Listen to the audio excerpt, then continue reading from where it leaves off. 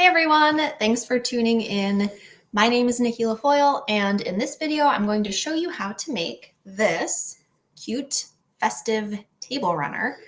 And it's fun because it's got sort of a mirror image effect to it, so that no matter what way you're looking at it from, you have trees that are right side up.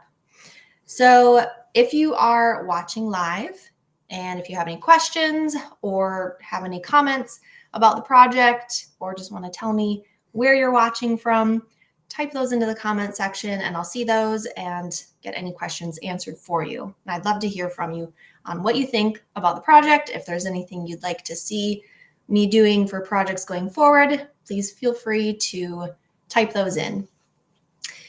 So I do have a download for you. There will be a link somewhere in the video description and also a QR code that'll appear on the screen. You can scan that and download the PDF. It's got full instructions, a supplies list, and some in-progress photos of the different steps so that you can kind of refer back to that.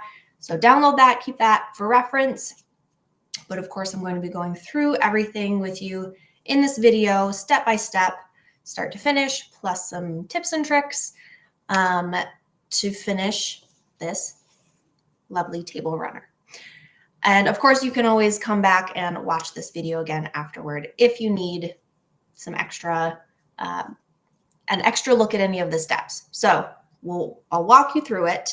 Now to start, we want to look at what pieces we need for each block. So in the instructions, it does tell you that my supplies are for a 3-block table runner. So if you are going to expand this, make it longer for your table, you'll just need to adjust your supplies accordingly. But the process will be the same. So for your blocks, you want to do some planning before you get started because let's just take a look down here. The fabrics that you use, so here's one block from here to here. It ends right here. So we have our main tree piece in the center. So I call these pieces the main tree because for each block, this is a full tree. And then you have your partial trees on each side, which I call inverted trees. So you want to make sure that your inverted tree fabric is the same on this side of your main tree piece as it is on this side of your next main tree piece. So that when you seam these together, you seam those blocks together, your fabrics will match and you'll get your nice inverted tree so that you can, it looks like a full tree from the other side. So plan that out and make sure you're cutting your fabrics accordingly. And all of the sizes are there in that PDF. So let's look at these pieces. So you're using 2.5 inch by a bunch of different sizes. So all of your pieces are 2.5 inches wide. And I like to start by laying these out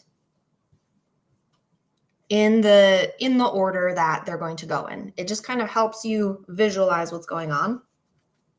And it, makes sure that you don't get anything kind of switched.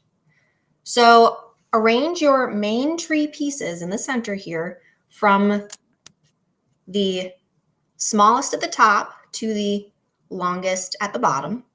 And then you want to arrange your inverted tree pieces on the, on the correct side, the longest at the top to the shortest at the bottom.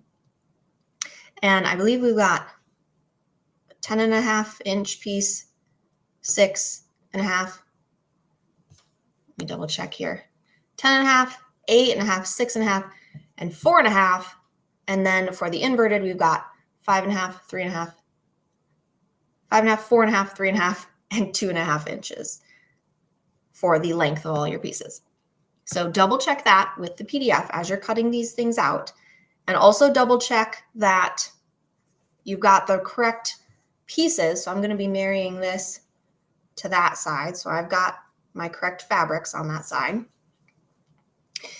Now to stitch these together, I'm going to get these out of the way. So to stitch our pieces together in these strips, we're going to take one inverted tree piece and we're going to flip it down over our main tree piece. So we want right sides to be together.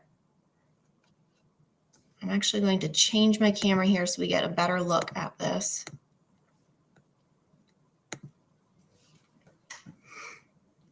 Kim says hello from Pendleton, Indiana. Hello, Kim. Good morning. So flipping down and over. And we want this upper edge, the upper raw edges here to be aligned. And I'm leaving a little bit of my main tree piece visible on this side because that helps me to create my diagonal line. So I'm marking a diagonal line for my seam line, and I'm going from the inner upper corner of my inverted tree piece down to right here where these fabrics meet. So from the inner corner to the outer corner on this side.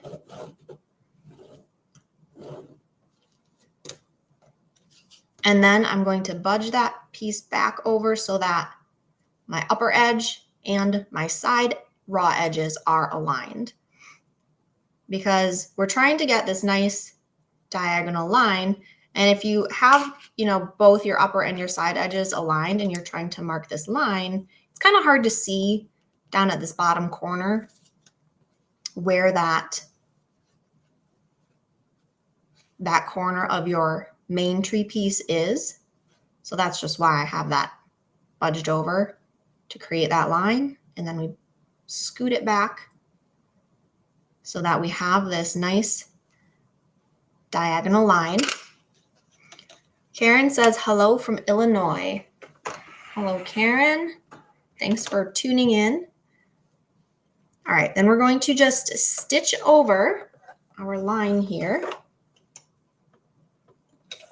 corner to corner.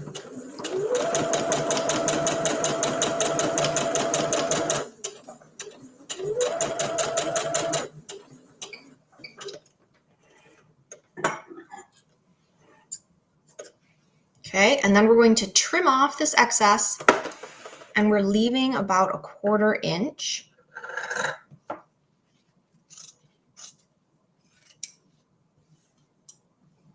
And then we're going to flip that piece up and press that. Normally I would take this to my iron. Hi, focus. There we go. But I'm just going to finger press for right now. So you want to press that open because, and I've got my seam allowances pressed away from that center piece and toward my inverted tree piece.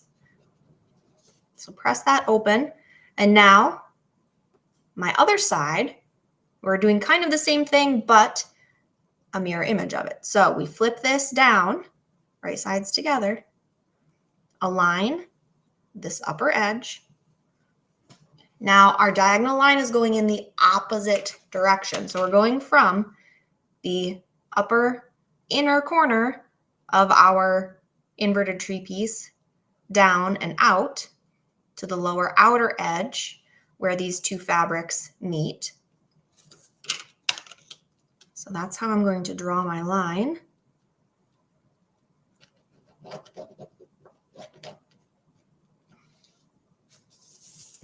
And then we scoot that over so that the lower point of my line matches up with the lower corner of my main tree piece. So I've got my upper and my outer raw edges aligned.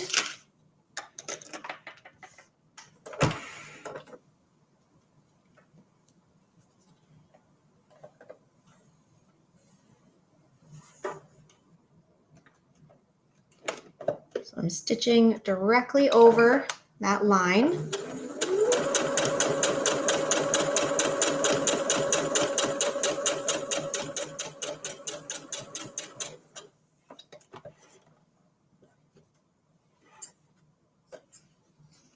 We'll trim off this excess up here at the top.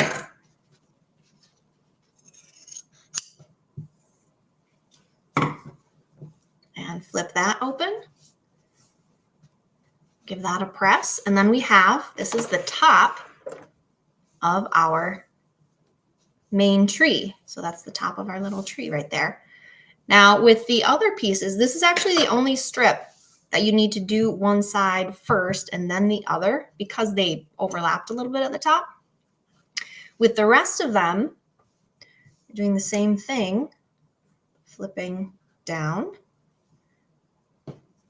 And you can actually do them both sides at the same time and get your lines. So you can kind of batch these processes. So you're going to do that for all 4 of your strips. And then the lower one, the lowest one is, you've got your 2.5 inch squares. So those just line right up on the sides there. So do the same thing for all of your strips. So you'll have 4 strips. And then we will be stitching our strips together to create our block. And I'm just going to give this a quick press with my iron so it's nice and flat before I stitch it into my block.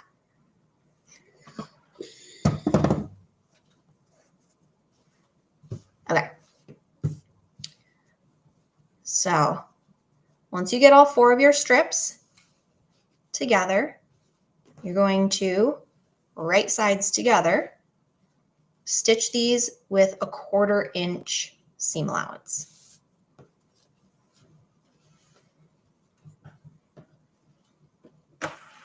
So I like this table runner pattern because you look at it and it's cute and you know, it looks at a glance a little bit complicated, but it's actually very easy to complete once you know the steps.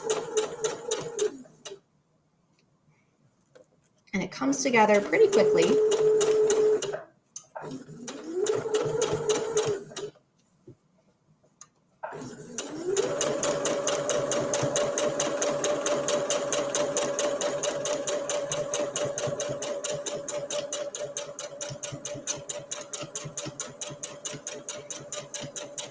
We're using 1/4 inch seam allowances for everything.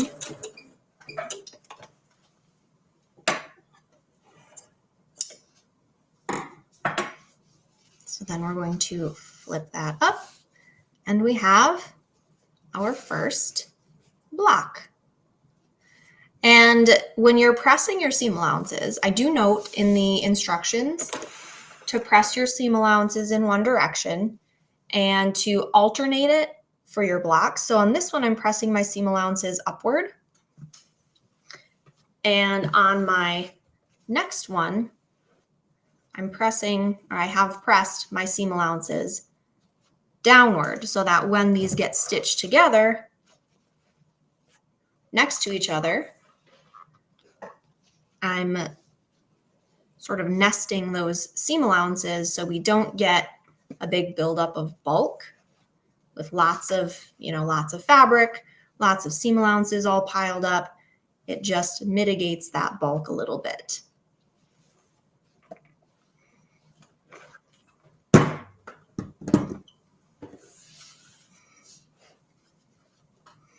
All right, so there is my finished block. So create as many blocks as you want for the length that you're going for. And if you need to, at this point, if any of your seams got kind of wobbly, if any of your edges are poking out, you can kind of square this up.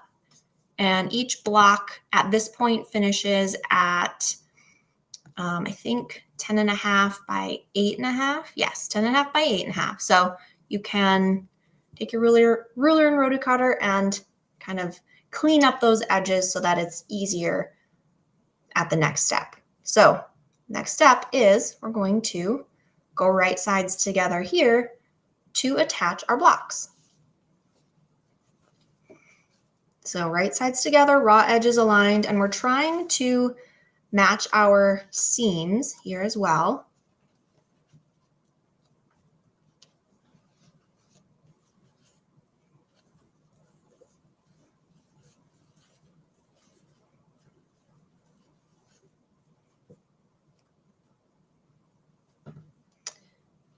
I have been very much in the mood for sewing for Christmas. We got a bunch of snow here in the Upper Peninsula of Michigan. So it's actually snowing right now.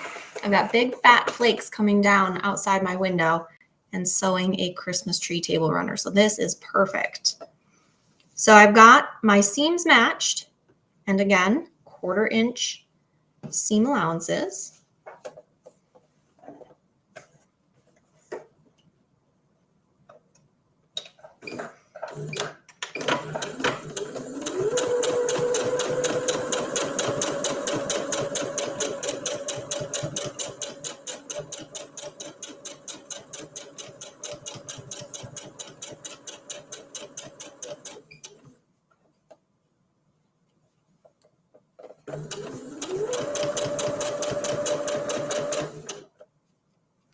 Julianne is jealous about my snow. She says, "Hello from not so snowy Minnesota."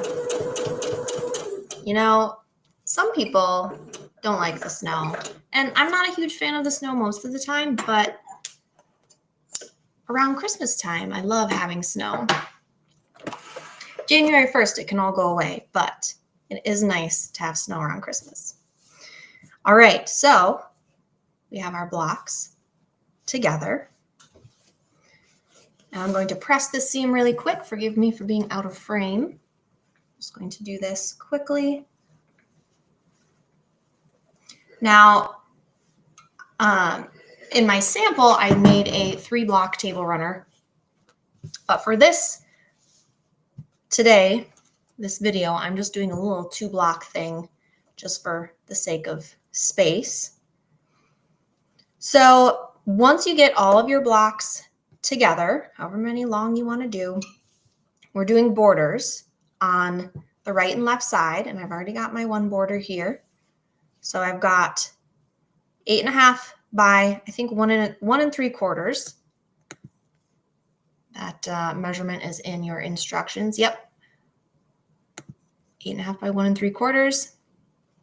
So we're going to place that right sides together on the edge of your block, and we're going to stitch that border on.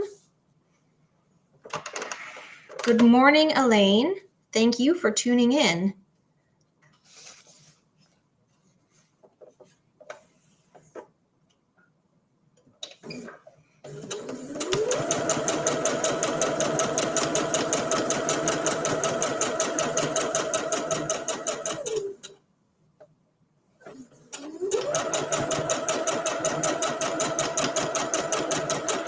So we've got our right and left borders, and then we're going to have an upper and lower border as well. And those are also 1 3/4 inches wide.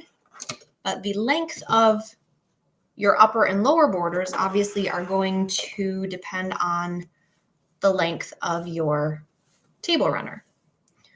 So depending on how many blocks you're adding, that is going to change the length of your upper and lower border. And I'm pressing my seam allowances here toward the border fabric. So the direction that I press my seams in has everything to do with whatever is going to give me the least amount of bulk, the least amount of seam allowances stacked on top of each other. Elaine says, "I can't wait to make this, gathering my supplies now." I'm so glad to hear that. Yes, this was definitely a fun one to do. And really, you don't need that much in terms of supplies. The pieces are all very small, and you don't have to, repeat fabrics. Like in my sample, I repeated a couple of fabrics, but you can do different fabrics for each tree, which makes the fabric requirements for each fabric very small. All right, so right sides together for my upper and lower borders.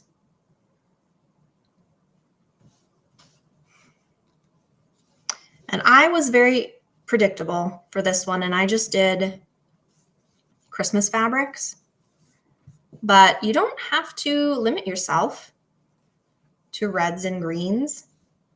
You can branch out.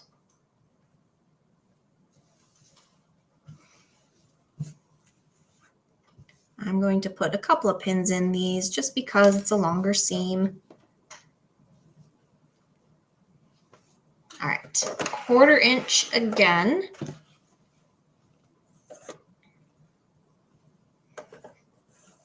These table runners make for a great decor for either like a centerpiece for your kitchen table for Christmas dinner, or just on any of your side tables, end tables.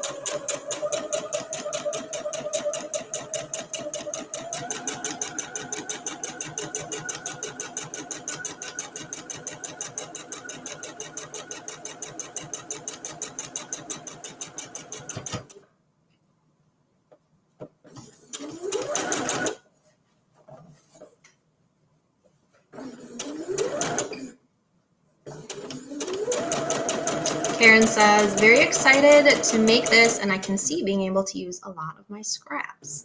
Yes, definitely.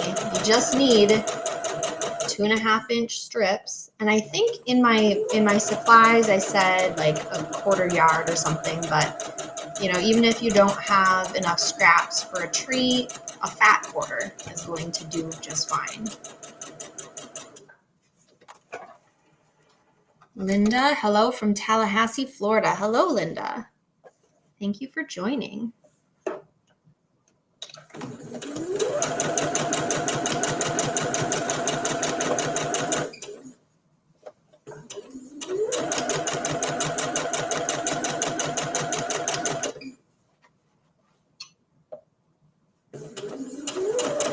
Karen says, I love snow, but much prefer it on photos or Christmas cards. Watching from West Yorkshire, England. Well, thank you, Karen, for tuning in from England. Joyce is watching from Indianapolis. Thank you for joining, Joyce.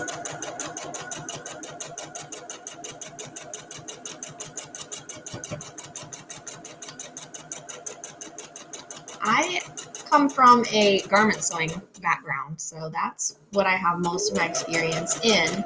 And I just started doing more piecing projects, and I haven't done a full quilt yet, but I've started doing these table runners, and I love how you can combine different fabrics to create these, you know, fabric pictures. And it is a lot easier than you think. You know, you look at the finished product and you say, oh my gosh, that looks so complex. But really, it's just like rectangles and squares and pieces. And obviously, some projects are going to be much more complex than others, but I'm starting small.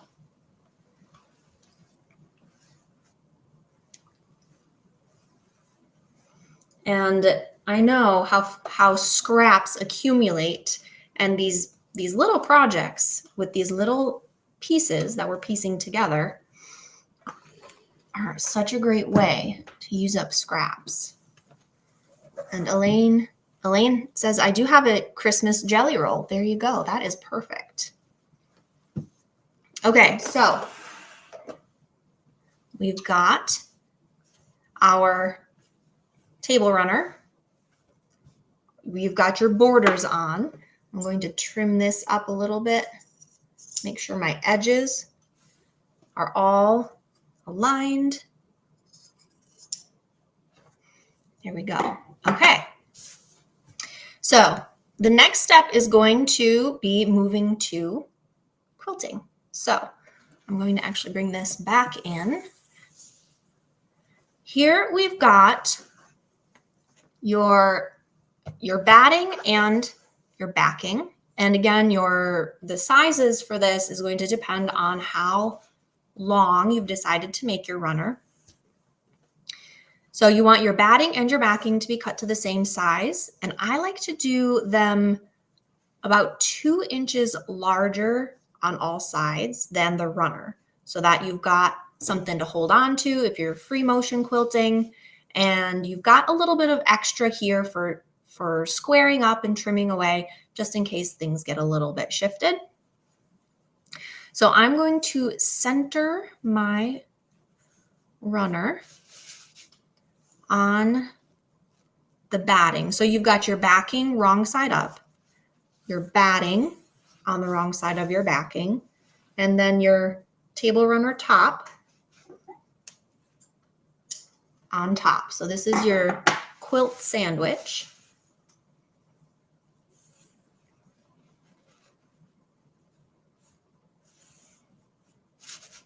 So I'm centering that, and I'm just going to put a couple of pins in. I'm not using spray adhesive or anything. This is such a small project. It does not need a whole bunch of adhesion to keep this together. And you can quilt this any way you like. I'm doing straight lines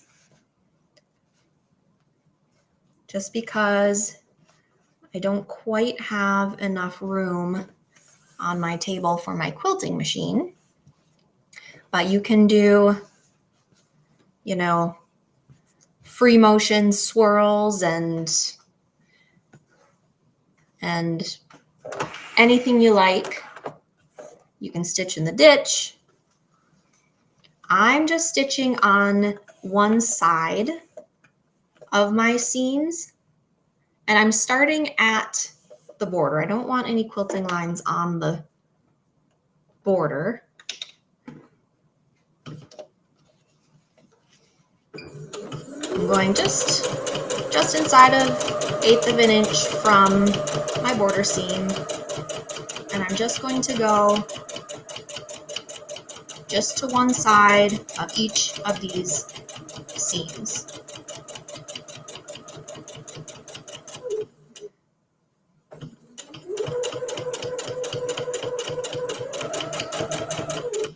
Jam Potts says hello from a wet and windy UK.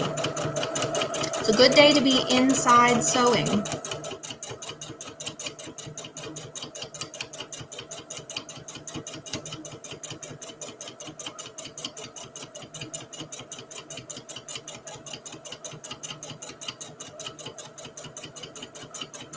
And I'm going to stop right at that border seam, and I'm not backstitching.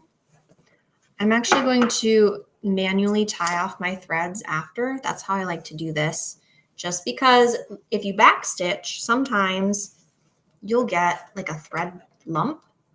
And on very visible top stitching seams like this, I want to avoid that.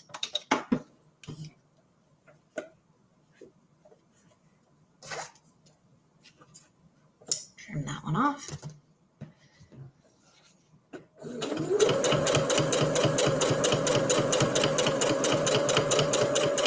I did a table runner for fall as well for Thanksgiving, and that was my tumbling leaf table runner, and I used my quilting machine, which is a Little Rebel sewing and quilting machine by the Grace Company.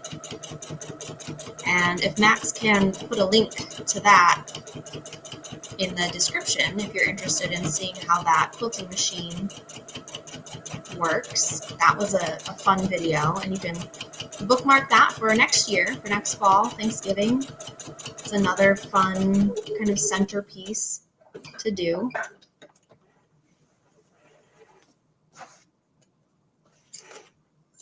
And for these quilting lines, you can use a different thread color as well. So I'm just using kind of a dark green, which is going to kind of blend into my green trees. So it's more of a subtle quilting line detail, but you can of course use a thread that is going to be a higher contrast to your fabric.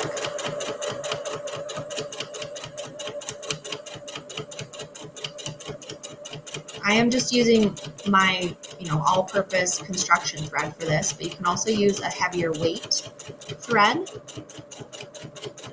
which will give more of a pop of detail in your quilting lines.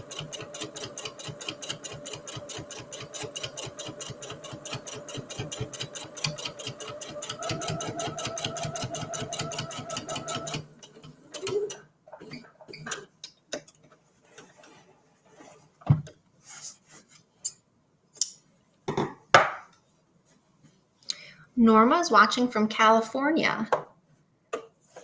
Thanks for joining us, Norma.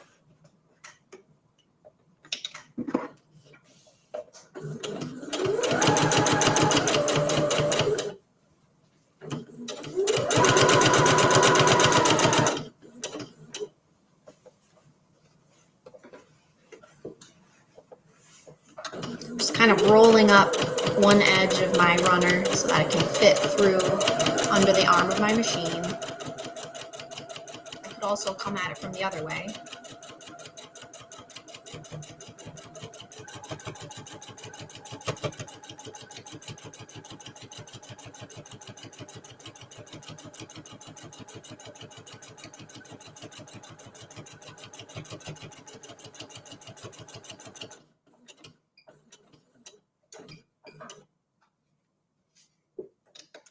And when you are doing these quilting lines, and if you're just using, straight lines like I am, you can also, I'm mentioning, use a thicker thread, a high contrast thread. You can also make your stitch length longer, and that makes your quilting lines also a little bit more poppy, more visible. But sometimes you do want these quilting lines to be more subtle and just kind of let the piecing speak for itself.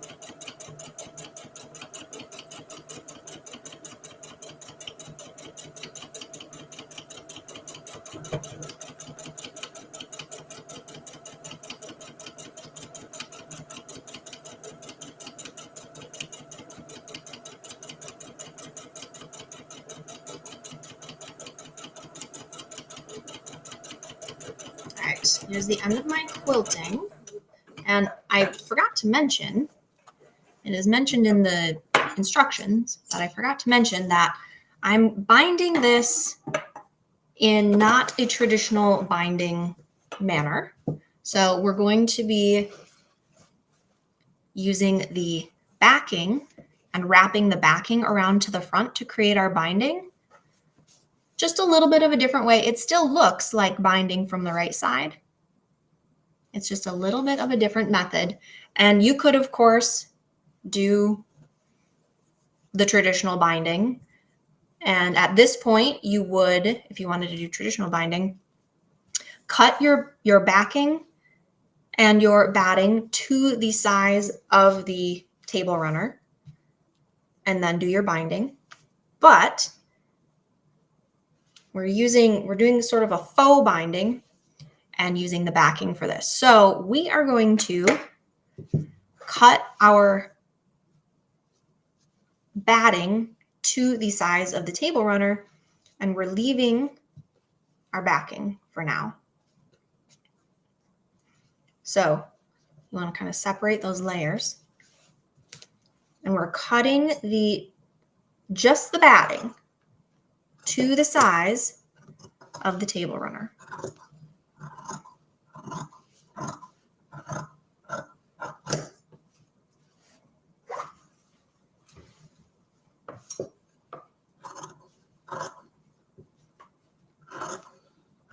Careful that you don't accidentally cut this lower layer.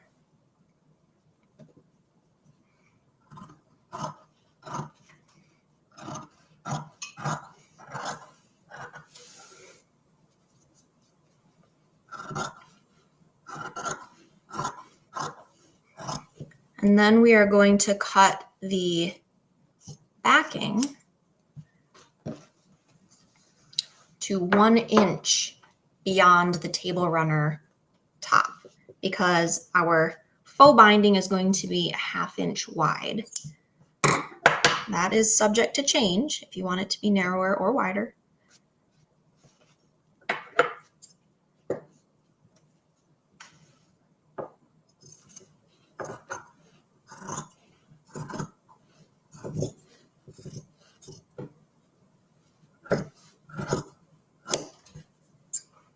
Okay, one more edge.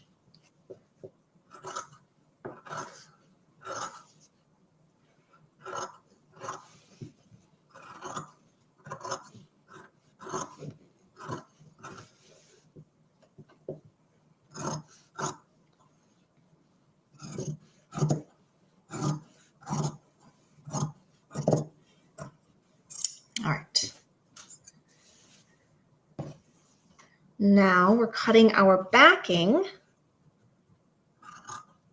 Normally I would do this step with my rotary cutter and my ruler, but I don't have room on my table here for my cutting mat. So I'm going to mark 1 inch beyond the table runner edge.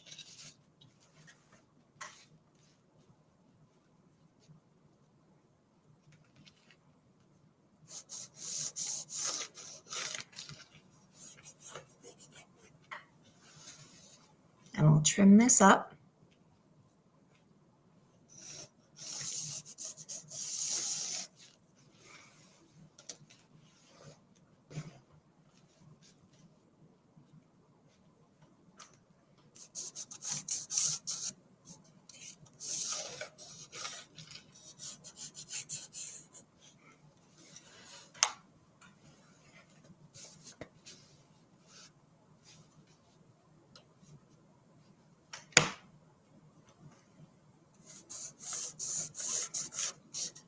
And this project really can come together so quickly, depending on the size that you're making.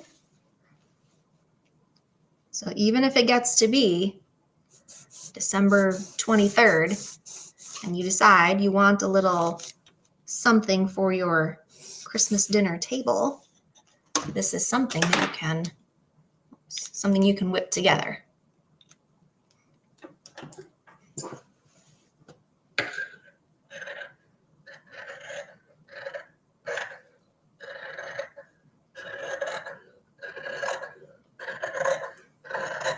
So like I said, my binding or my faux binding is going to be 1/2 inch wide. So that's why I'm cutting this at 1 inch, because we're doing a double fold. If you like your binding to be a little smaller, say if you wanted it to finish at 3/8, you could cut 3/4 inch from the table runner edge, and your double fold of that 3/4 would give you a 3/8 wide finished binding.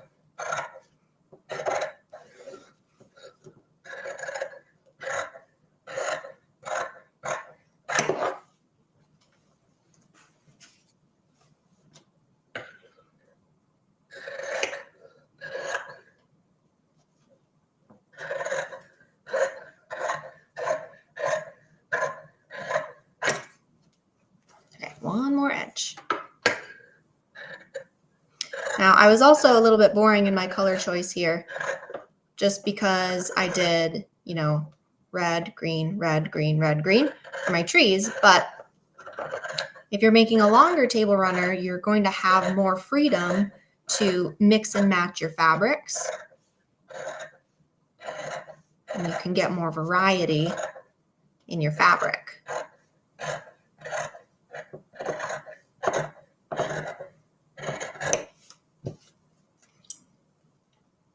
Wendy says, thank you. Can't wait to make this. I'm so glad you're excited for it. It is a really fun little project. All right, now to do our binding, we're going to start by folding one of our lines, or one of our edges rather. Fold the raw edge in to meet the raw edge of the table runner. And we're going to do this all the way down the edge.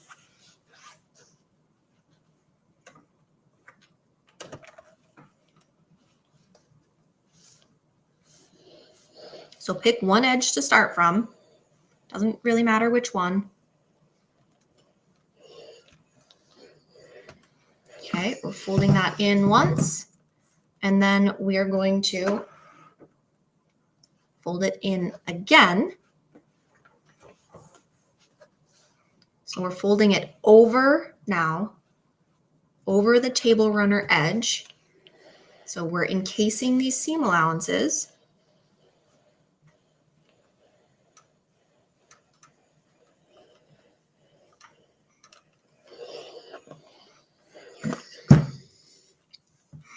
Now here is the fun part, is mitering the corner. So we have this double folded in. It's folded over the edge.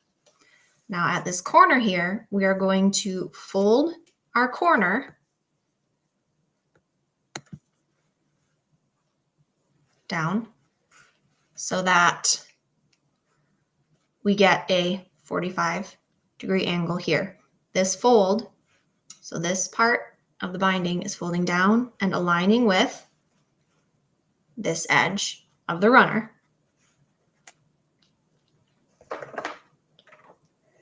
Give that a little press to keep it in place. And then you're going to do the same thing that you did to this edge. We're going to fold in our raw edge once to align with the table runner edge.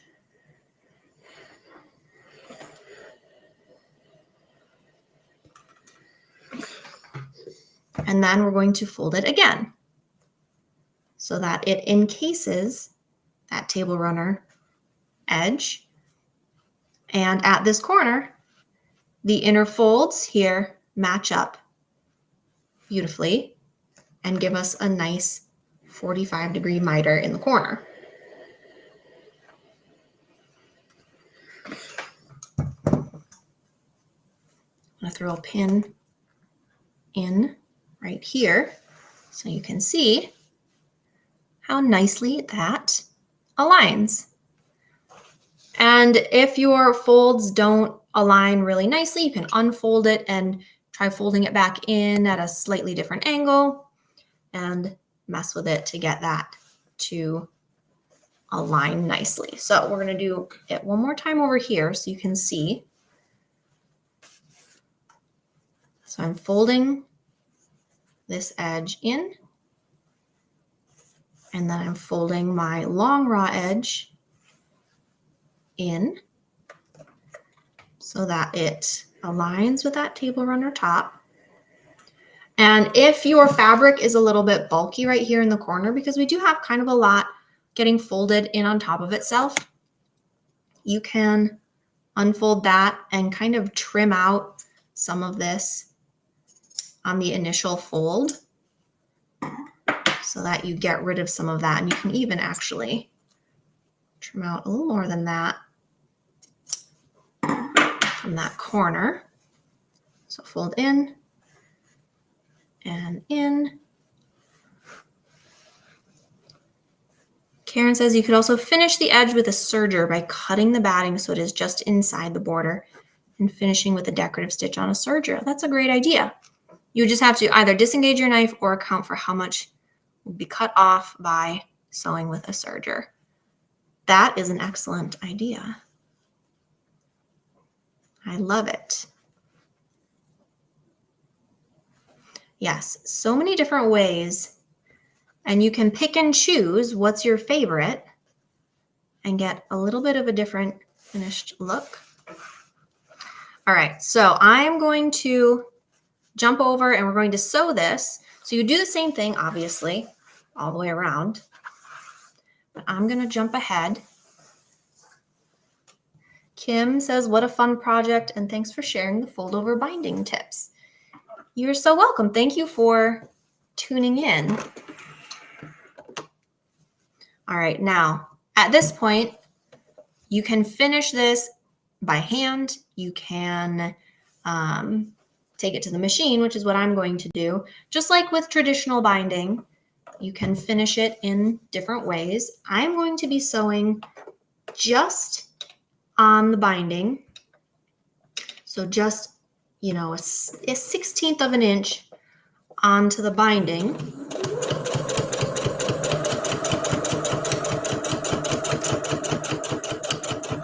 So I'm cinching that down.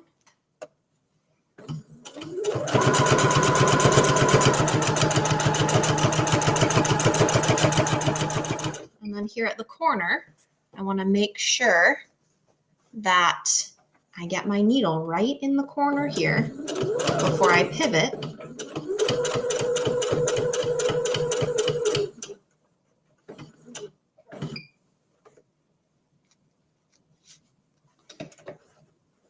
And then with the needle down in the fabric, lift the presser foot and pivot around the next side.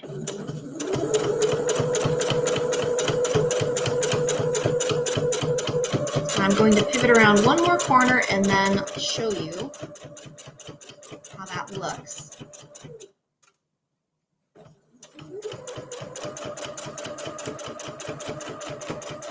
And I'm using sort of a thread color that's going to blend in and a stitch that's kind of designed to blend in.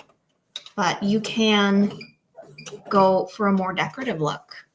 When you're finishing this binding, you can use, you know, a serpentine stitch, a zigzag stitch, some other decorative stitch, as long as it, you know, catches onto the binding, and add a little extra detail.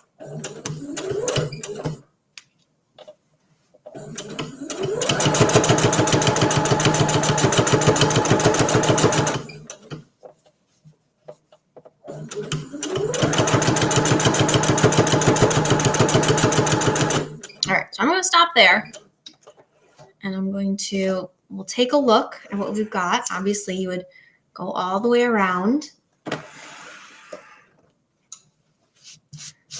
So we have our corners nicely mitered, and my binding, you can barely see my stitching line. And that's by design. But there's our finished edge. And once you do all around the edges, you get your nice, lovely, finished and bound table runner. So you can have fun with it.